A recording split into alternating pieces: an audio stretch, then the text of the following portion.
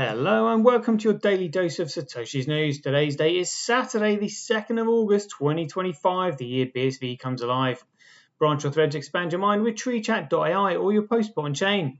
Right, let's see what we've got today. I'm going to go through this article by CSW.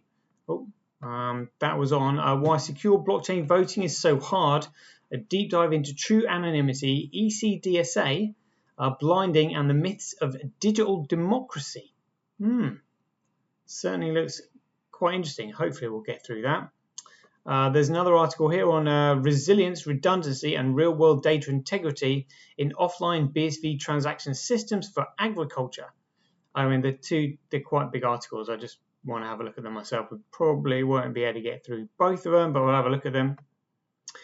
He's also done this one, the dawn of nanotechnology, new frontiers unlocked by sub-cent micropayments. That looks pretty great. We'll have a quick look at the figures, and there's quite a bit of 365 days of Bitcoin history that I want to get through today, because we'll touch on one of the things that happened, which was the 51% attack that happened in 2021. That was quite fascinating, and there were also some other bits and pieces on my own X profile that I forgot to go over. So we'll go through them. Right, let's get into it. Greg says he's Satoshi, like a cowboy in the West, riding on the blockchain that they call the very best. 1 million strong, the transactions flying free. Just wait for the Terra node, you'll surely see.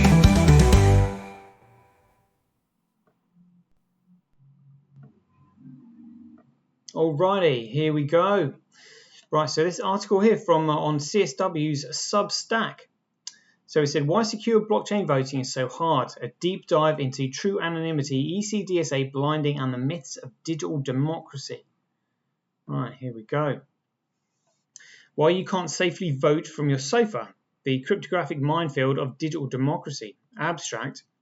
This article dismantles the superficial optimism behind online voting systems and exposes the complex trade-offs and structural requirements needed to replicate the secrecy, coercion, resistance, and integrity of physical voting in digital space. At the center of this analysis is the integration of ECDSA blinding, a cryptographic construct often ignored in practical developments due to implementation complexity and socio-technical misunderstanding. We will explain why its absence undermines the promise of genuine anonymity and how coercion resistance remains unsolved when voting takes place in observable or surveilled environments. Each section breaks down a systemic failure or design compromise that typical digital voting schemes gloss over or actively ignore. And he's got a little image here saying a democracy theatre on a ledger. All right. Keywords: anonymity voting, blockchain protocol, ECDSA blinding, coercion resistance, digital democracy, vote secrecy, cryptographic voting, online voting risks, verifiable versus privacy, mixed net voter eligibility, voter unlikability, secure digital ballot, zero knowledge proofs, remote viewing flaw, and vote receipt risk. 1. The core misunderstanding. Voting is not just transaction submission. 1. The core misunderstanding. Voting is not just transaction submission. Most blockchain-based voting proposals fall into a seductive trap. They treat voting like a simple financial transaction. In this model, a vote is equated to a coin, signed, broadcast, and immutably stored. Superficially elegant, the analogy collapses under scrutiny. Payments thrive on accountability. Votes require the opposite. In a payment system, revealing your identity or at least proving control over an account is not just acceptable but often necessary. You need to prove who you are to access funds. Voting reverses this. You must prove that you are allowed to vote, while ensuring that no one can ever know how you vote. The very act of signature-based validation, unless carefully blinded or mediated, risks anchoring a vote to its originator. The crux is this: a system that signs votes in the same way that it signs transactions cannot also protect voter anonymity. Identity is not eligibility, and conflating them enables coercion. If a vote can be shown to originate from a specific key or account, even indirectly, even probabilistically, it can be demanded under duress, verified by a third party, or sold. Coercion becomes a feature, not a risk. This isn't a minor oversight, it's a philosophical category error, misapplying the logic of public finance to the sacred structure of private choice. True secret ballots are not merely about privacy. They rely on unlinkability. No one can trace a vote back to a voter. Deniability, a voter can plausibly deny how they voted. Verifiability, without traceability, the vote was counted but remains anonymous. And coercion resistance, no mechanism exists to prove your vote to a coercer, even if you want to. These are not inconveniences, they are not non-negotiable properties of legitimate voting. And achieving them all simultaneously is not just technically difficult, it often seems paradoxical unless one turns to the specialized tools of modern cryptography, blinding mixednets, zero-knowledge proofs. Without them, any blockchain-based voting system is not merely incompetent, it is a voting machine wearing a payment system's mask.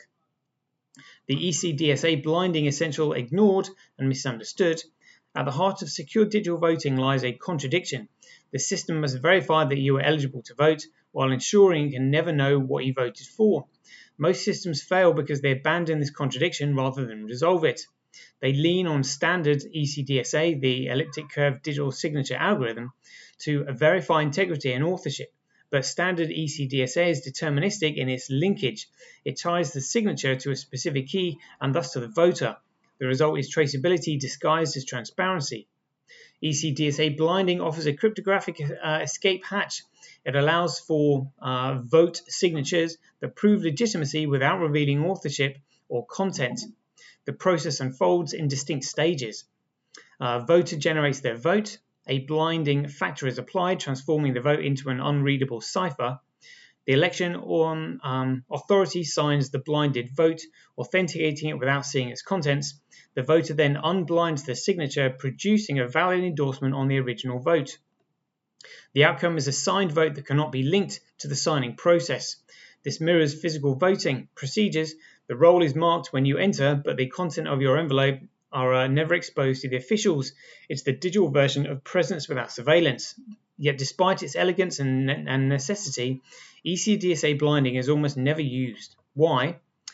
Implementation complexity, browser environments, mobile platforms, and even common server-side tools lack native support for blind ECDSA developers. Developers must craft fragile workarounds, often abandoning the attempt due to time or budget pressures.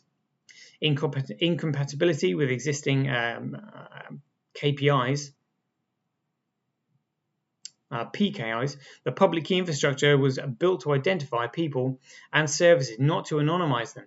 Every logged authentication, every certificate trace works against the goal of unlinkable voting. Inverted verification flows. Standard systems validate from a form before signature. With blinded ECDSAs, validation happens after. That reversal confuses existing logic, flows, and demands re-engineering of audit and tally systems. The result is a preference for superficially functional but flatly flawed designs. They check boxes on encryption and signatures but fail the fundamental test. Can a voter cast a legitimate verifiable vote that no one, not even the system, can link back to them? Blinded ECDSA is not just a better alternative, it is a requirement for a system claiming to deliver anonymity and coercion resistance. Its omission is not a trade-off, it's a failure. The coercion problem, voting from home, is a fatal flaw. There is a dangerous myth enabled in the disclosure on online voting that the convenience of casting a ballot from home coexists with the inviolable secrecy of the vote. It cannot.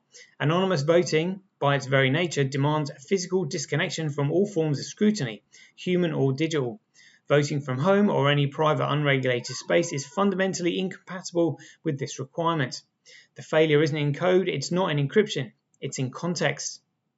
In the home, surveillance is implicit. A spouse, a parent, an employer, or even a silent camera can impose presence without permission. Coercion rarely looks like violence. It looks like prove it to me, a screenshot, a shared screen, a whispered threat, a vote cast under gaze in not a secret ballot, but is a declaration under duress. More insidiously, the mere existence of receipts or verifiable tokens can destroy coercion resistance. Receipts, however cleverly designed, offer the coercer a window into the vote. Even without explicit vote context, confirmation of participation timing or receipt status can signal alignment or disobedience. In regimes where fear governs ballots, this is not just risky, it's weaponizable. Unlike physical polling places where privacy is enforced, those design architecture and the presence of neutral officials, digital environmentals are entirely permissive. There are no walls, there are no invigorators. There is no invigorator, there is no booth. Any device becomes a theatre of potential observation. The illusion that we can solve this with a better UX or a sticker instruction is naive. No checkbox marked I'm voting alone enforces solitude. No software overlay can repel a watching relative.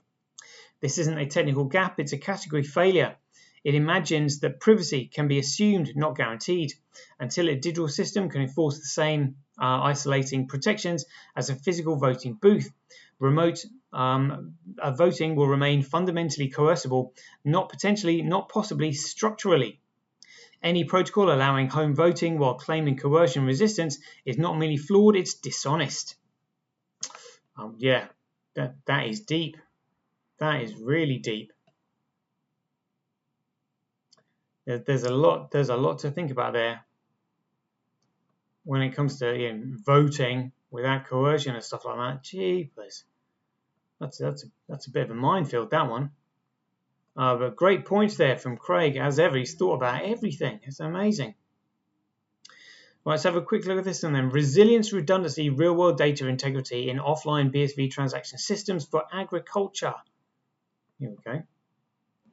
Abstract. This essay presents a polemic exploration of agricultural automation through offline BSV Bitcoin transactions, interrogating the assumption that immutability guarantees accuracy. We argue that without verifiable and redundant sensor inputs, blockchain merely calcifies error. Drawing on the wisdom of Fred Brooks and the blunt philosophy of engineering pragmatism, the piece dissects the necessity of triple measured truth, pre-signed micropayments, and infrastructural resilience. The humble farm becomes a site of technological experiment where soil sensors lie, pumps fail, and the great hope of distribution utility systems must confront the mundane but unforgivable laws of physics and human oversight.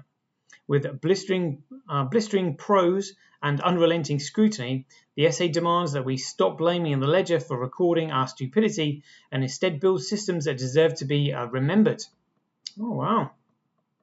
Introduction, trusting the ground beneath. There is a particular kind of fool who thinks that truth begins at the point of record, that once something is typed, stamped, or etched, be it into a ledger or a slab of blockchain, it acquires the dignity of fact. This breed of idiots is not new. He's been around since priests pressed wax into tablets and declared the gods appeased.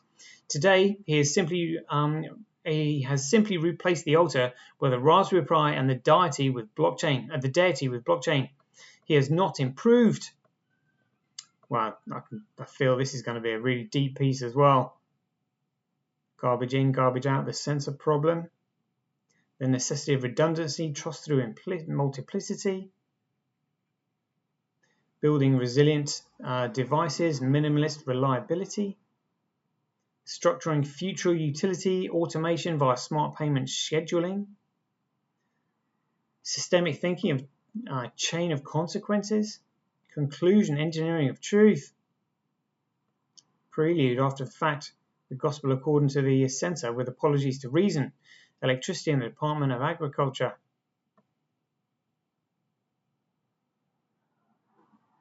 Wow, that is epic. That is epic. I'm gonna have to read through and understand all of those. Jeepers. There's another one here that he wrote saying the dawn of the dawn of the nano economy, new frontiers unlocked by subcent micropayments. What if the future of economics isn't bigger but smaller, smaller than a cent, smaller than a thought, smaller than bureaucracy? Payments at 1 cent or less will build the next internet, the next society. Oh, I think this is what Calvin was touching on in his video when he was talking about sort of the sub-cent economy, if you want. Abstract. The article explores the untapped potential of micropayments at scale, previously deemed uneconomical transactions as small as 1/100th of a cent. With the advent of digital cash systems that allow for permanent, irrevocable settlement at near zero cost, entire classes of activity, labor, and automation become not only viable but revolutionary. We examine 8 emerging domains where fractional payments can reconfigure economic logic, from real-time access to granular information markets and automated machine-to-machine commerce, to radically new models of insurance, content monetization, and behavioral contradicting. These are not improvements on existing systems, but entirely new industries, systems of exchange that were formerly impossible under the friction of legacy financial infrastructure. Each section proposes novel mechanisms by which nanopayments enable precision, traceability, and consent-based economic activity, forming the backbone of a distributed, programmable future. This is not merely micro-commerce. It is the architecture of a new civilization of flow, measured in fractions of a cent and fixed forever in code. Liking the sound of that one. Where value shrinks, possibility expands. Great stuff. Real-time information access markets. Oh. Automated machine-to-machine economies. The new internet mass routing of fractions of a cent. The anatomy of machine commerce. Granular digital context engagement.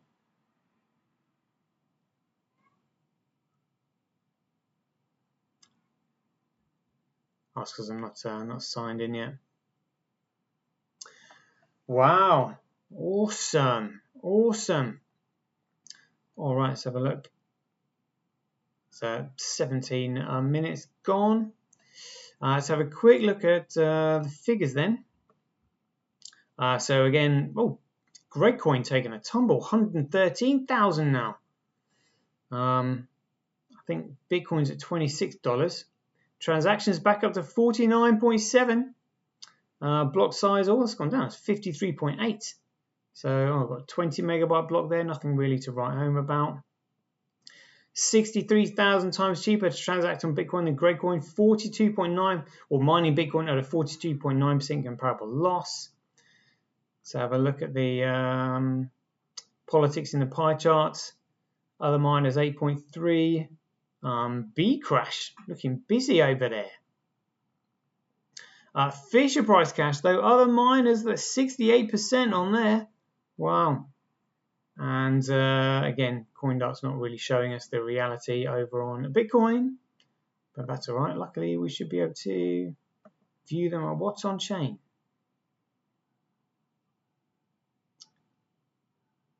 Dashboard.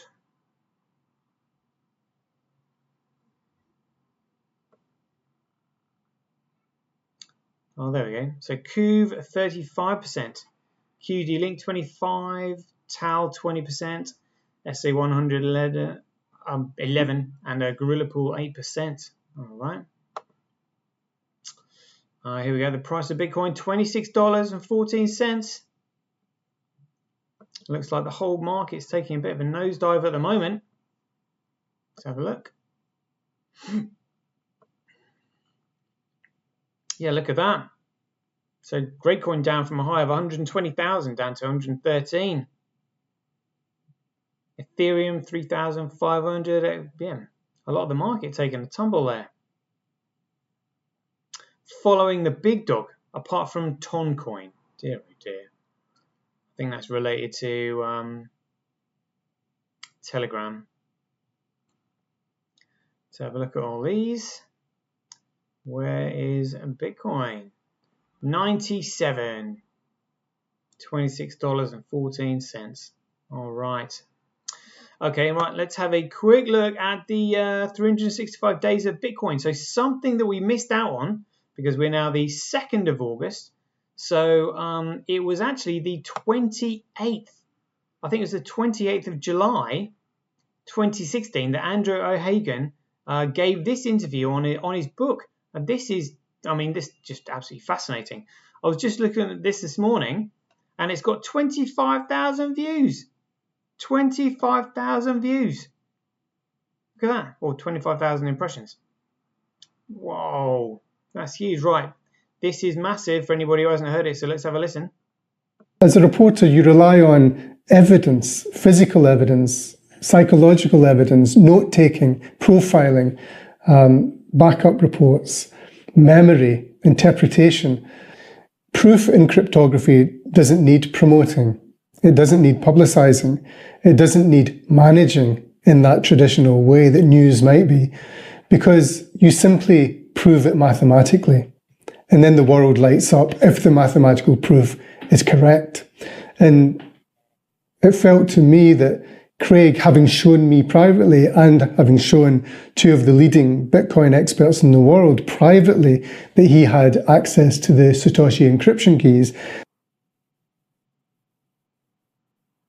Craig, having shown me privately and having shown two of the leading Bitcoin experts in the world privately that he had access to the Satoshi encryption keys, as a reporter, you... There we go.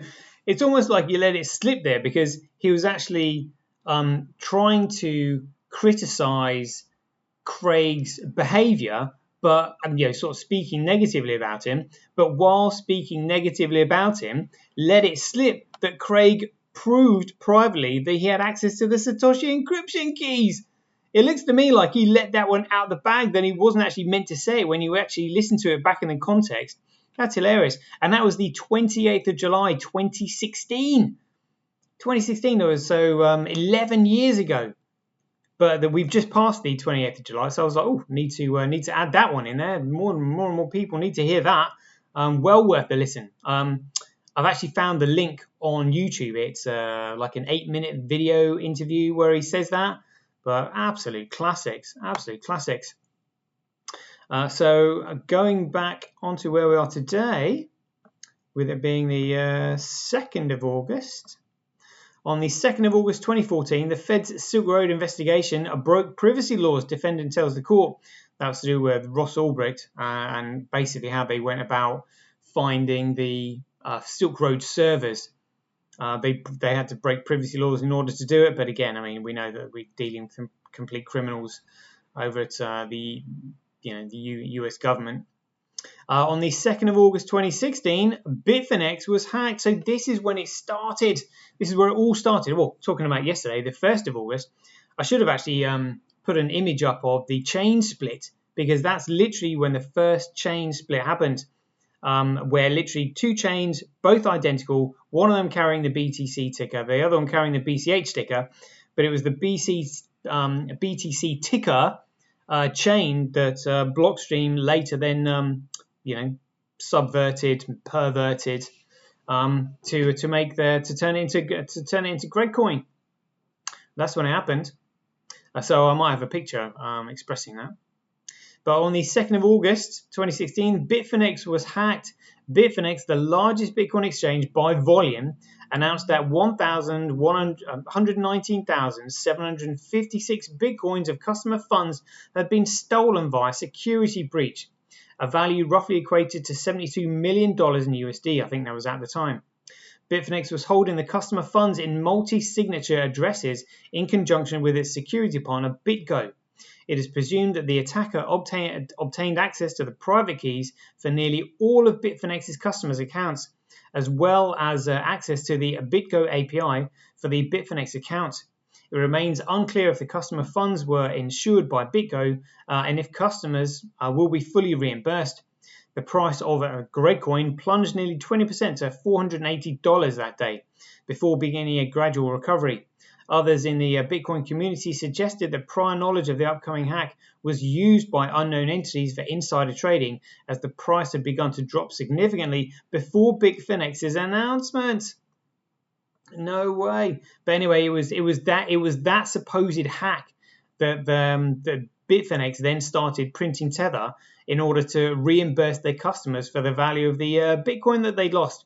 And then, as they say, the rest is history. They were like, hold on a minute, we're doing this and we're getting away with it. Nobody's complaining about it. Nobody's got any jurisdiction over us. Oh, we can actually manipulate the price of BTC here. And that's when I suspect the cabal probably got involved in them.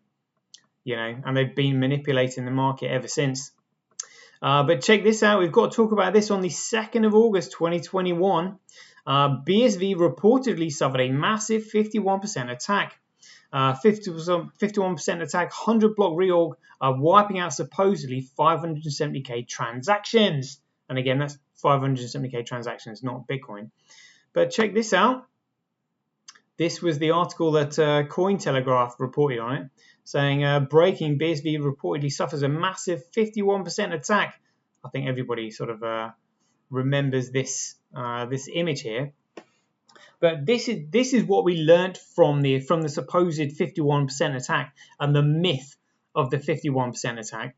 And the myth is this: you're either mining the Bitcoin protocol or you're not. That's literally it. So an attacker would have to add huge amounts of hash rate onto an alternative protocol and encourage the rest of the miners to follow them over. But in actual fact, what they've done is they've just created an alternative protocol that's economically worthless and therefore is going to be abandoned. So what happened is the attacker spent millions on attacking the BSV network, only for the BSV association to come along and go, actually, this is the genuine protocol over here. You've now spent, tens, if not hundreds of millions of dollars trying to do this 51% attack, and you've completely failed. Because literally they're not mining the original protocol. That's sort of why this extra hash comes on the chain. But the extra hash just simply follows an alternative protocol. And then the miners would have to sort of change their hashing algorithm in order to follow it. But in actual fact, now you can just look at the BSV association and go, well, this is the protocol, this is the genuine chain. That's a fallacy, and that's really all it is. So there isn't really such a thing as a 51% attack. I think CSW mentioned something about 51% attack in the white paper, but I suspect that was probably a red herring, just in order to attract the cabal towards it, to try and spin the narrative and but what he's doing is just extending the rope for them, because he didn't ask them to subvert, invert and pervert his protocol. They just did it. But what they've done is they've created a securitized version, which is economically worthless, that they have complete control over. And he always knew that he could scale the original and genuine Bitcoin protocol to absorb all the world's internet traffic, and they couldn't. So he knew that the moment that was done, they would all be exposed as frauds. So that's what I think is going on. Absolutely phenomenal. So anyway, right, we'll leave it there. That is a 28-minute show today. Hope you enjoyed it. So as ever, you can probably tell that I'm away at the moment. I'll be back next week. So until then, be aware, take care, stay safe out there, and we'll see you in the next one. The king still has one more move.